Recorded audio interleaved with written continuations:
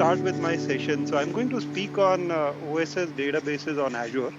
And more importantly, I'll be focusing on how do you migrate databases from other clouds or on-premises to Azure, and what are the motivations behind migrating. And in my demo, I will show you how you migrate from AWS RDS instance of PostgreSQL to Azure PostgreSQL. Okay.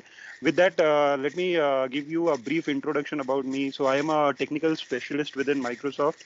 I cover open source databases like PostgreSQL, MySQL, and MariaDB. That's my professional title, but from within, I feel that I'm more of a confused coder because I try to fiddle around with a lot of languages, lot of programming capabilities and all that. This is my GitHub URL. The demo that I will show, the step-by-step documentation to that is hosted on GitHub. In case if you are interested, you guys can take the documentation from there and my LinkedIn link. So in case if you guys want to have any further discussion on the demo or anything around open source databases, do ping me on LinkedIn.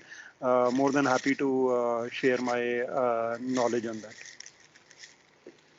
So let's get into the detail and why open source now, right? So these are some of the statistics, some of the research that Forrester, Microsoft, and other third-party vendors have already done. This was done way back in 2017, and there are a lot of indicators which show that open source is actually the future, right? If you see some of the metrics here, CXOs, out of them, 40% of them are saying that their primary strategy for organization is to go open source. A lot of push of that is also coming from developers. Nowadays, when I meet customers, developers, open source is on their top of the mind. And in fact, if you look at what enterprises are deploying right now, 90% of them is in the open source in some or the other form, be it automation, be it databases, be it open operating systems or anything of that sort, right? These are some of the challenges of why operating a open source databases on a on-prem, right? It's pretty easy in terms of licensing and all that, but if you look at actually deploying a open source database on-prem, these are some of the challenges that you go through. How do you manage your hardware? What kind of hardware would be required? Whether my database will be compliant or not? How do I even protect my data? And a lot of other things. For example, how do you manage your DR?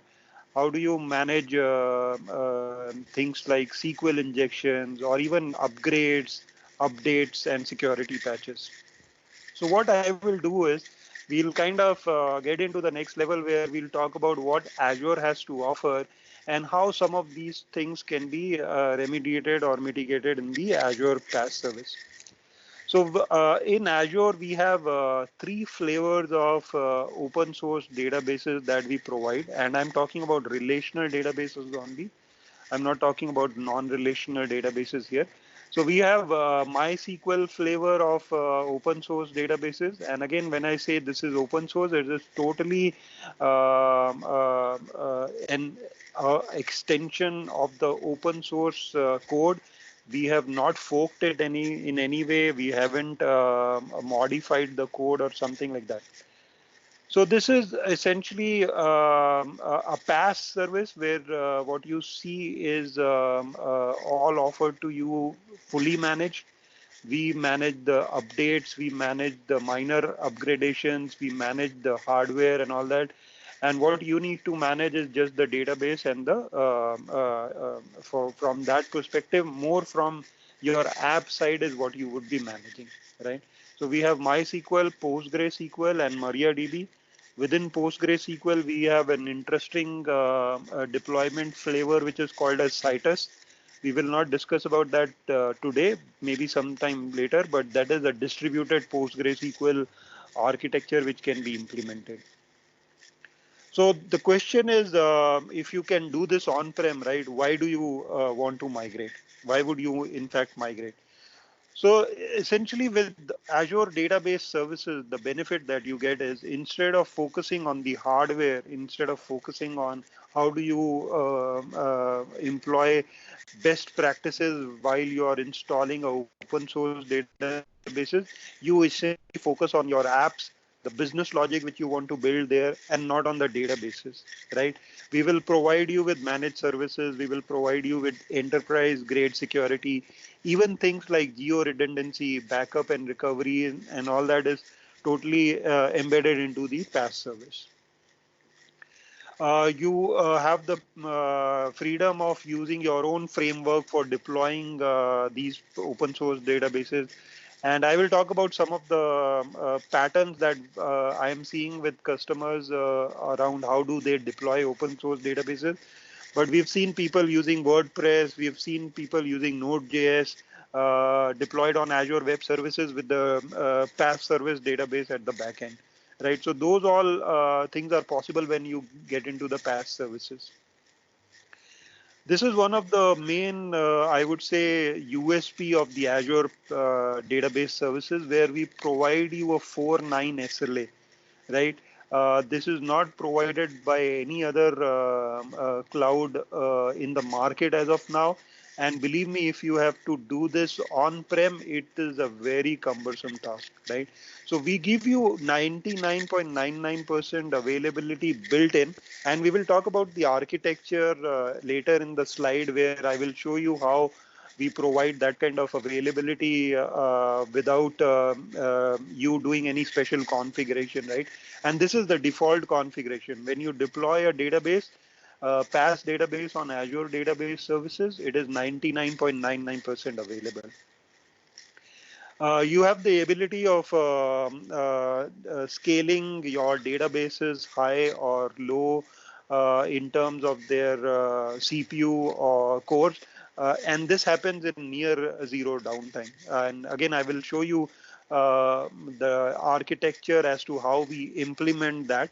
It's a very interesting architecture. So some of the common workload patterns that we are seeing is more around people deploying these kind of databases on application which are essentially a CMS kind of an application, right, where you have a content management app deployed on a web service which interacts with these databases. It could be MySQL, it could be Postgre, or even MariaDB, where most of the static data is hosted on a CDN and users are accessing that through the browser.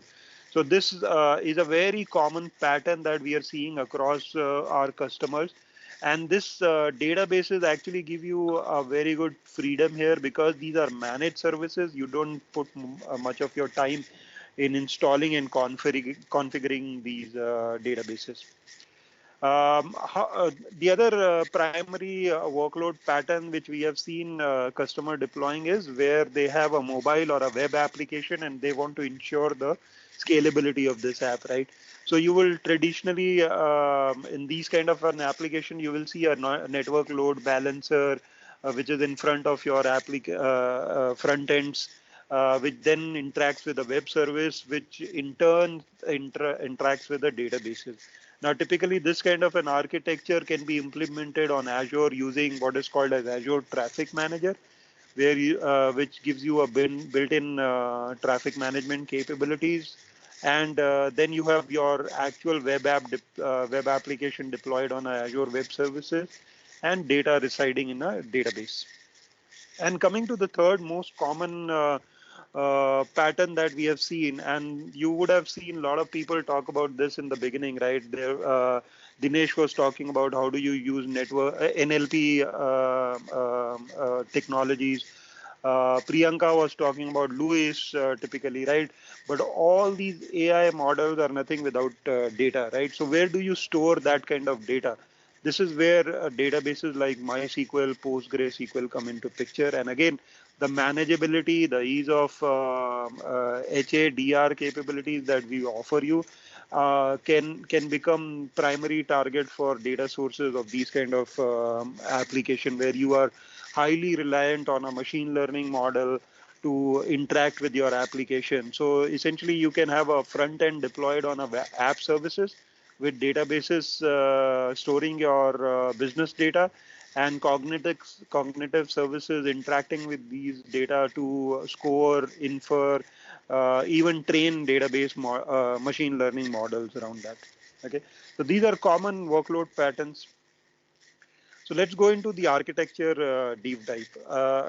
And in case if you guys have any questions, please keep on asking them on the window, and we'll look at those questions at the later before the end of the session.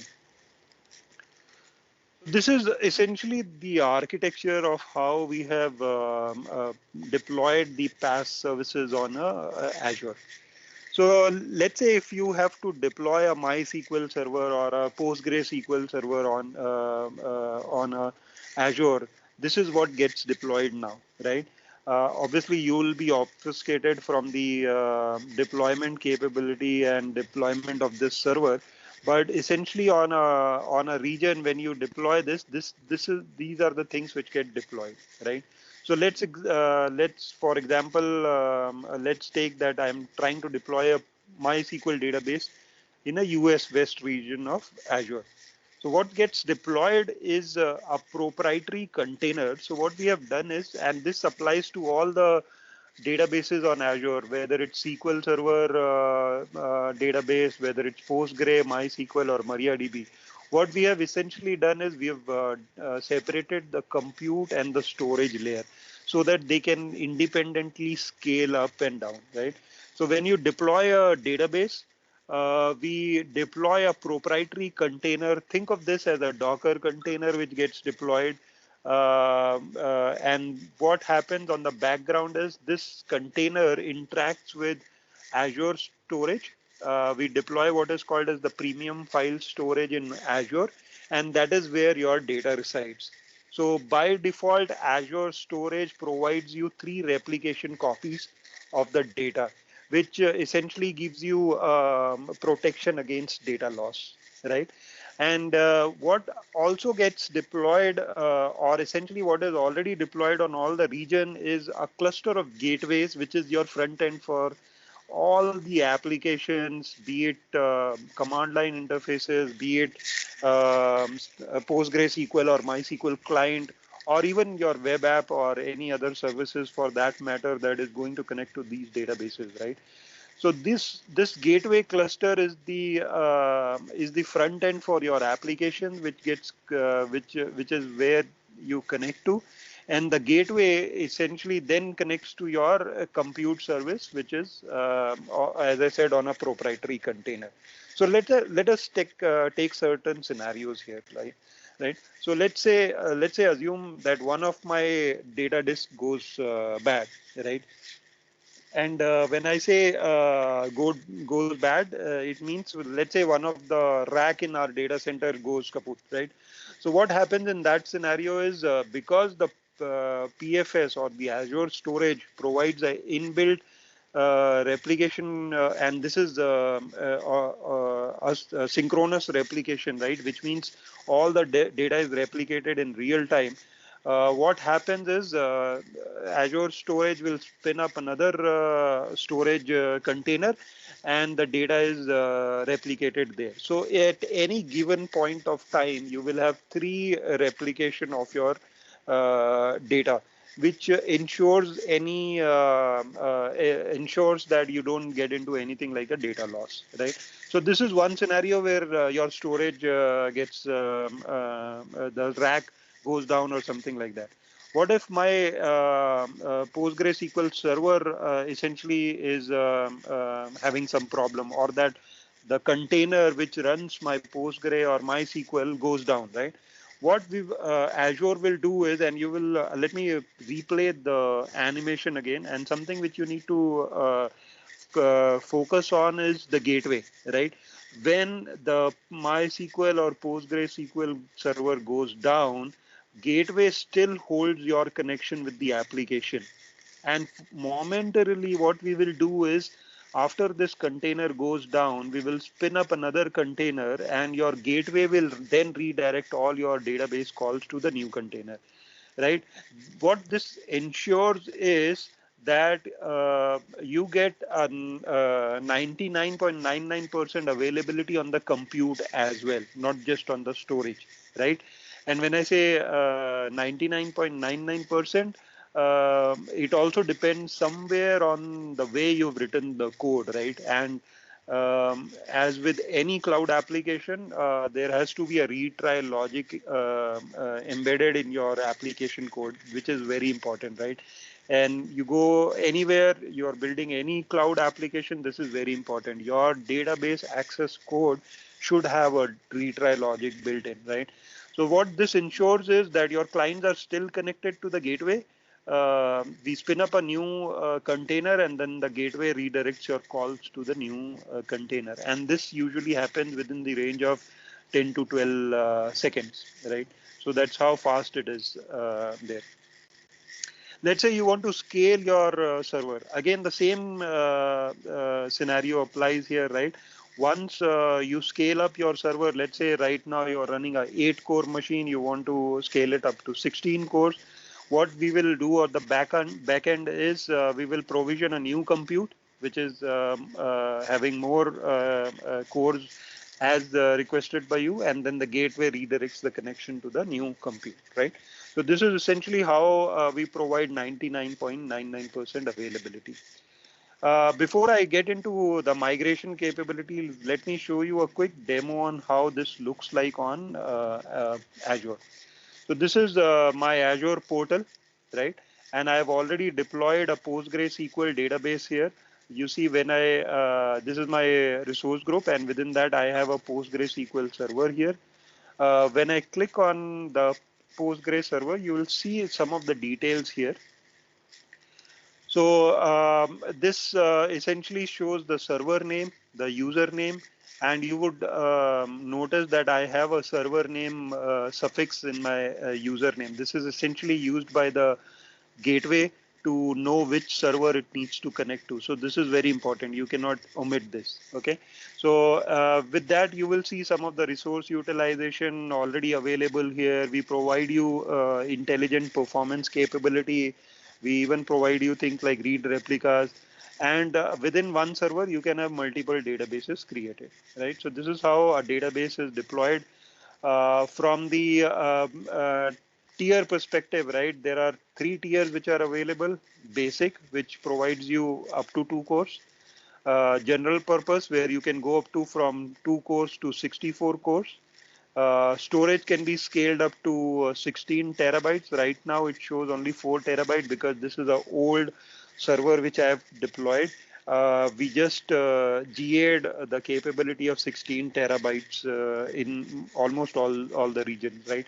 So this is where you can modify the storage and the core capabilities, the virtual cores that you want to have, and also things like backup retention period. So again, as I said, this is a managed service, which means the backups and maintaining the retention of the backup is all managed by the service itself.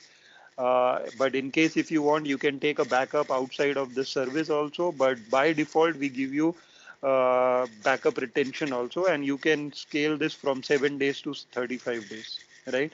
The backups can be locally redundant or it can be geo-redundant.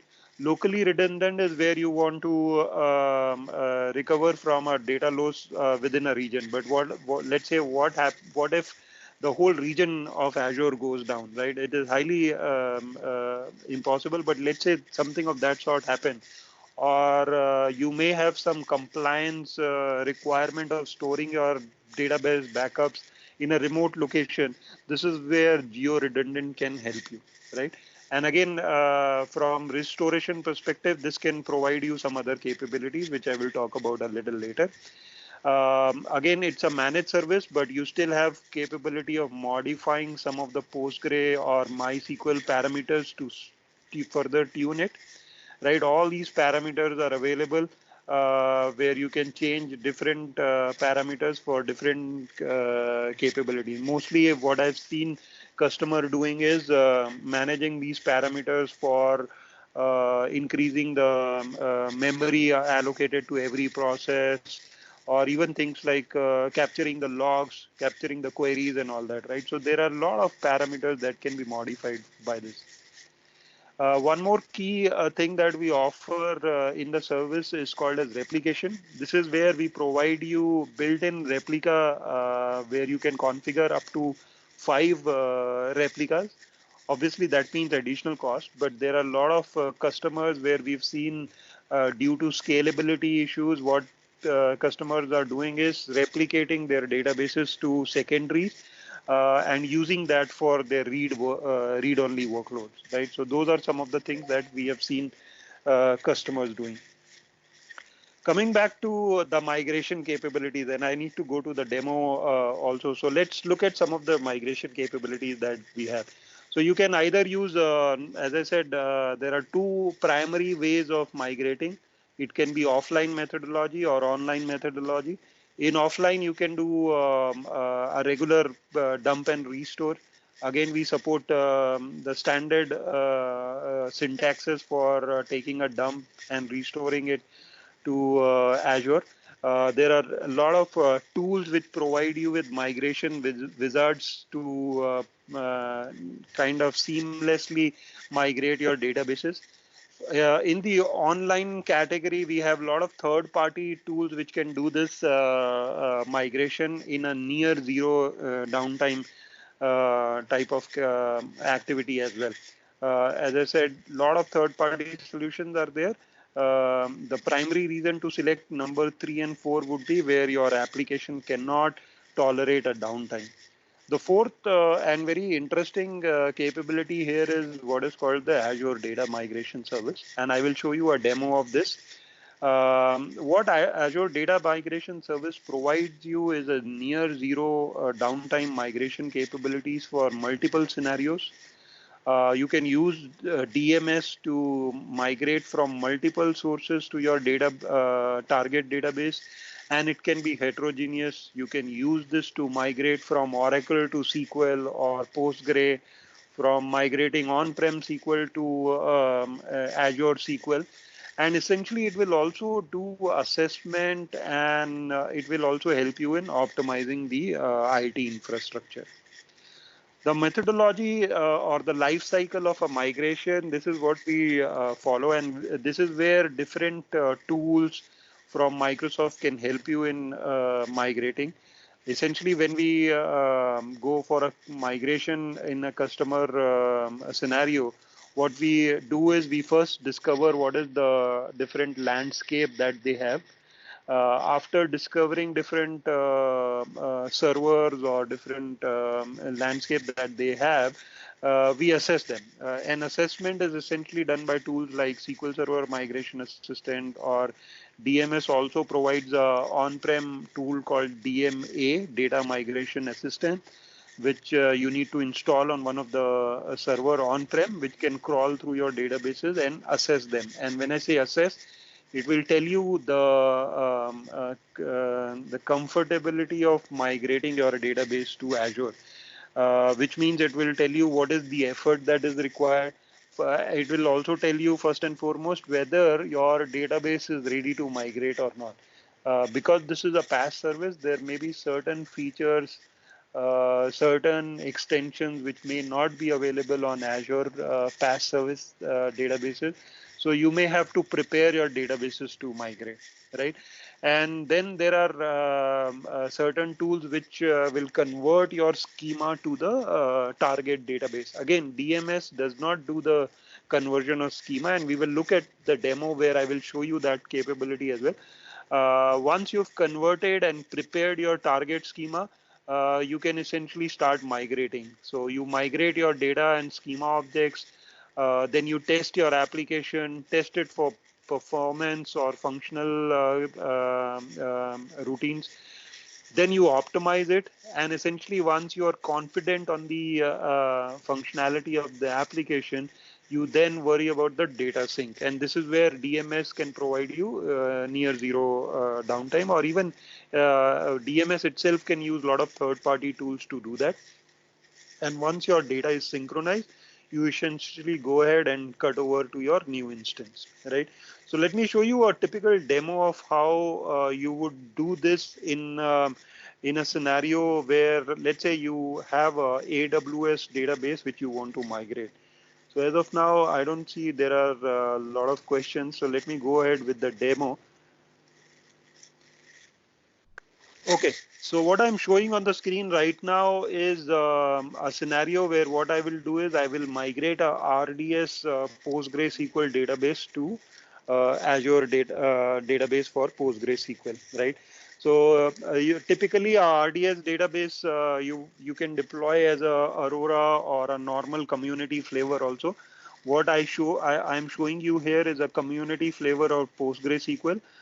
It is running 11.5 version, and these are some of the details. So it is using a dedicated VPC, it is using a dedicated security group.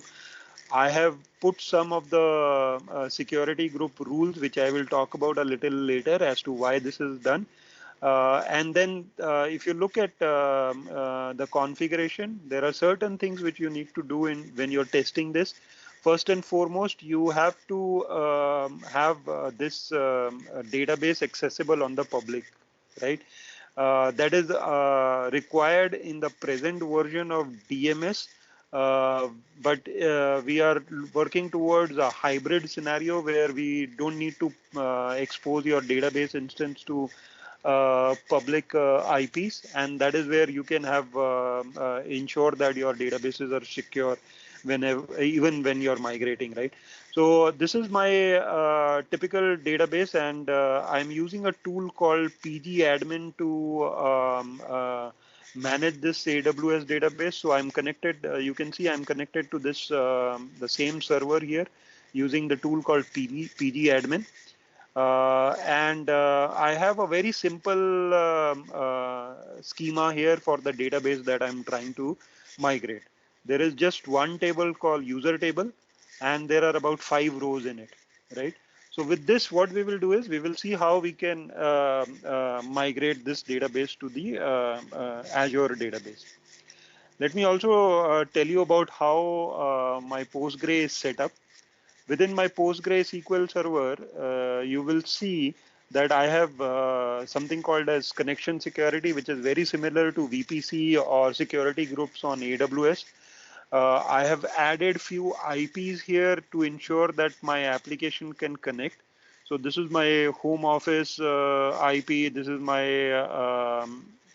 again my home. This is my office IP, and this is the DMS public IP which I have added to ensure that DMS can connect to this PostgreSQL server, right? So again, if you go to pgadmin, you will see this Azure connected here, right? And it's connected to the server which we are trying to migrate on. So essentially, the first and foremost task that you have to do to ensure the migration is possible, you have to go back and configure your AWS RDS instance to enable replication, right? And this is done by what is called as parameter groups. By default, when you start RDS instance, it is essentially using a default parameter group. So what I have done is I have created a new parameter group here, which is called as replication PG1, REP PG1. And this has only one parameter which is changed from the default, which is the replication parameter, which is this one. So this essentially ensures that my RDS instance is prepared for replication. When you, by default, when you deploy it, is this 0. So I have made it 1 to enable this for replication. Is there any question? Okay, no question. So this is the parameter group which I then went ahead and applied to my database, which you will see in the configuration here. And you will see that it is using the new parameter group and it is in sync, right? For this, you need to reboot the instance, modify the instance and all that. That is, I have already done that, right? And ensure that this is in sync before you try the DMS, right? So now let's go to our Azure portal and prepare the data migration service. So what you essentially have to do is create a new resource, which is the Azure database migration service. And once you click on create, you have to choose certain parameters here. For example, which resource group you want to install this on, what is the name of the migration service, which location you want to deploy this migration services on. Typically make sure that it is very close to the target and the destination to avoid any latency. In terms of the tier, I have chosen premium because only premium offers you online migration capabilities. And good news is that the premium 4-core SKU is free for 6 months when you first try to deploy it. So if you're doing any testing, migration, or any POCs or things like that, you can essentially try out before you are actually built for that, right? And then you go ahead and create that. Another thing that you need to take care of is the networking issue. So let me show you what I'm talking about. So I'm deploying a test DMS service here. And in networking, what essentially you're doing is you have to provide a name for the virtual network. This DMS, whenever is deployed within a virtual network on Azure, just to make sure that it is secure. And you will have to do VNet pairing in order for DMS to communicate with the other services on Azure, or even for your on-prem virtual networks, or even other virtual networks that you may have. The idea here is to make it secure. Okay, let me go back and discard this. I've already created a DMS, and you will see some of the configurations which I have done here. If I go back to the resource group, you will see the network that I am using. And one more thing, because I am not doing VNet pairing or things like that, what I have done is for my DMS, I have created a public IP. So if I go into my NIC for the DMS, in the IP configuration, under the IP configuration, I have enabled public public IP and created a new static public IP for this DMS, right? And that is what you see here when you go into the NIC, right? So this public IP, I have ensured that is already included in my PostgreSQL server, right? Which you see here, right? So this is my DMS IP, and I have also ensured that my security group on the RDS instance has that inbound rule created, right? So this is PG admin, which is connecting to RDS, and this is my DMS service, which is connecting to the RDS instance. With this kind of setup, now we are ready to migrate the data. So I'll go back, go to my DMS, and then create a new project here. So I create a new migration project.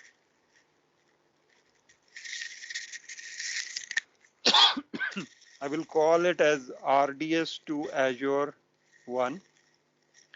My source type is a PostgreSQL from RDS, so I choose AWS RDS for PostgreSQL. Automatically, the destination is adjusted to this, and I'm choosing online data migration capability. I will create this project and start the activity. Before that, we have to provide the resource name. So this is my endpoint for the database, which I will provide here. And my default database, my default username is Postgres, and my password. And I click on save. So essentially what DMS does now is it tries to connect to the AWS RDS session, and it will also see if the AWS RDS is ready for replication or not. So in my previous step, if you remember, I modified the parameter group. That is very important for DMS to connect. And also the second important step is to enable the VPC security group, right, which I've already done. Now, because I'm migrating to my PostgreSQL in the same subscription, it lists all the PostgreSQL instances that are available, which data, that the default database, the default username, and then I write the password for my Azure database and click on save. So this will now try to connect to the Azure database, and while it is doing that, let me see if there are any questions. Okay. So it now comes to a point where it will ask us to select what databases do we want to migrate. So obviously I don't want the Postgre database to be migrated, and I select user data DB and the destination user DB, right? And I click on save. One more thing which you need to understand is before this step is to create the schema on the target database also, because DMS will not do the schema conversion. So for that, what essentially you can do is go to PG admin, go to your database on the AWS that you want to migrate, and create a backup. We are saying that I want to create a plain backup, which will create a SQL backup here. I've already done that, so let me rewrite on the top of it, right? And in the dump option, I will say I just want schema. There are a lot of other options that can be selected to make sure that your schema migration is successful.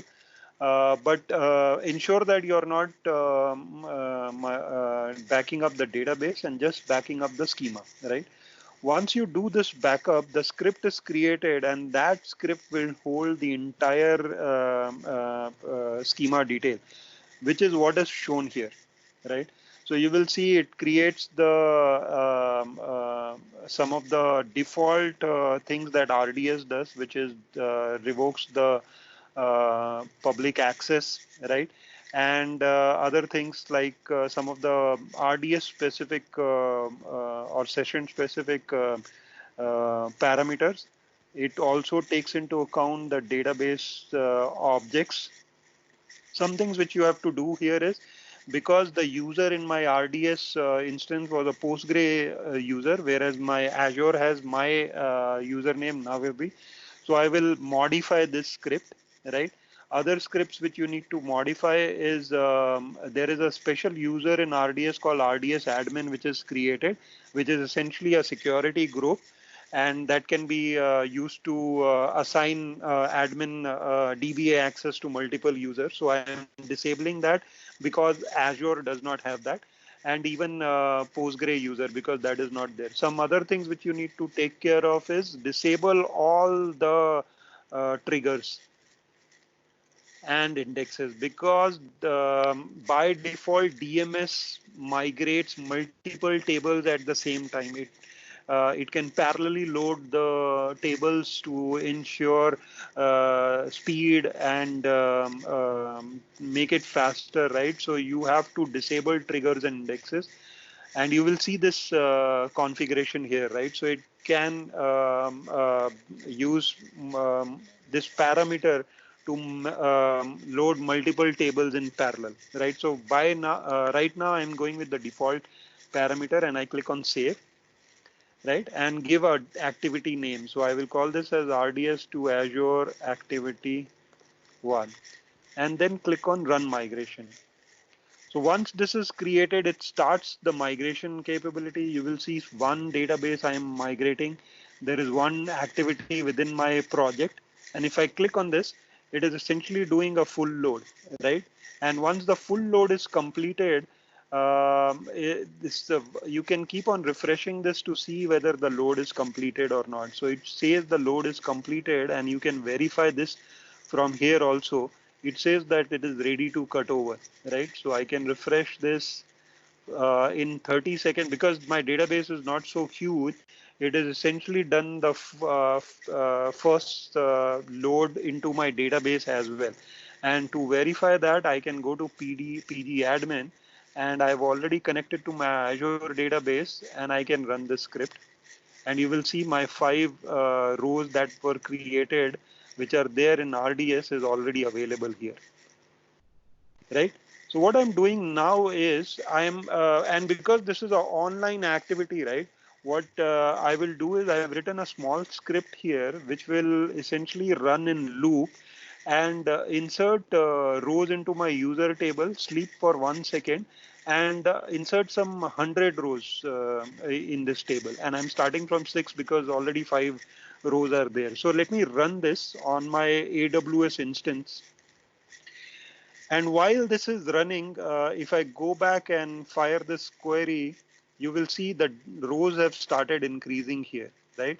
And if I go back to my AWS instance and refresh this, right, it will take some time and it will start mentioning the new updates also coming in. So let's wait for a while before the uh, DMS starts showing this detail. Right now, it has not started migrating. Let's wait for a while, and till that time, I think let's see if there are any questions on the screen. Okay, so there is one question by PO, and PO had to ask it from different RDS databases. Yes, so right now, RDS from Oracle SQL is supported. But the target has to be SQL Server. So if you want to do a hybrid migration, you will have to utilize some other third-party capabilities.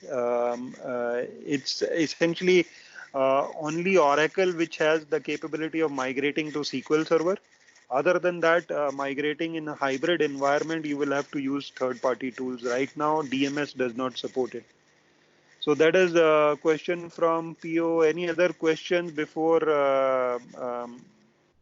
we go back to the demo?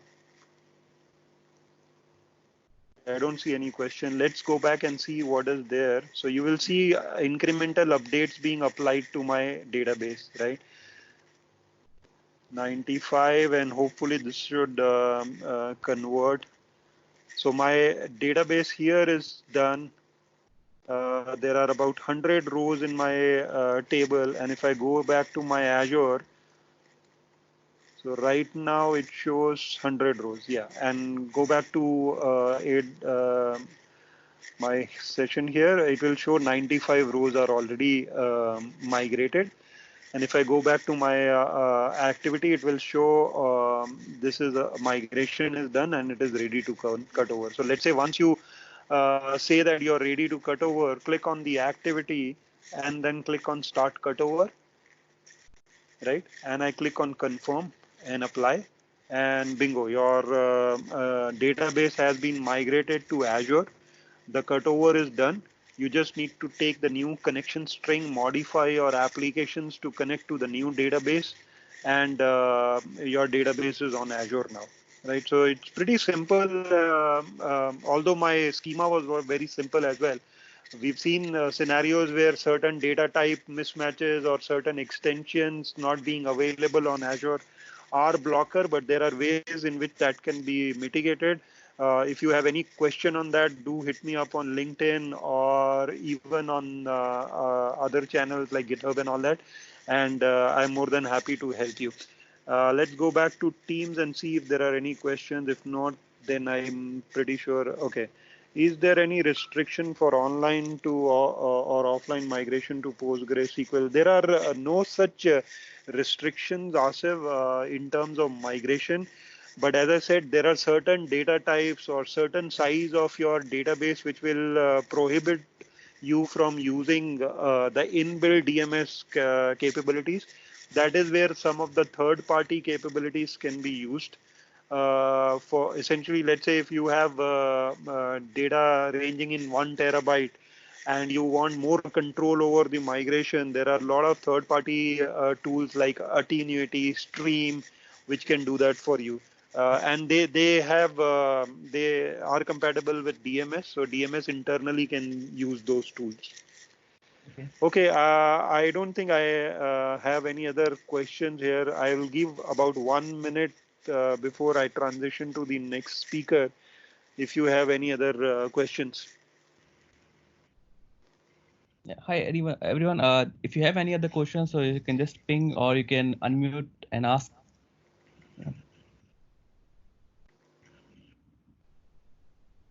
Okay, I think no question, and I keep saying this after the end of every session. If you have no question, that means either you understood everything or you didn't understand anything. In either case, please ping me on LinkedIn, and we can take this conversation ahead. Thank you again for your time. Thank you for the organizers to give me time to speak on this. It was really wonderful. Thank you. Okay, thanks, Naginder. It's a really nice session, and we'll take a short break of half an hour from 1 to 1:30, and then we'll continue with the next speaker, Nisal, and let's do machine learning in SQL Server 2019. So yeah, just be on yeah, sync with us, and we'll try to catch up by 1:30 again. So if you have any questions, so you can just ping on the chat box. We'll reply on that. Okay. Thanks for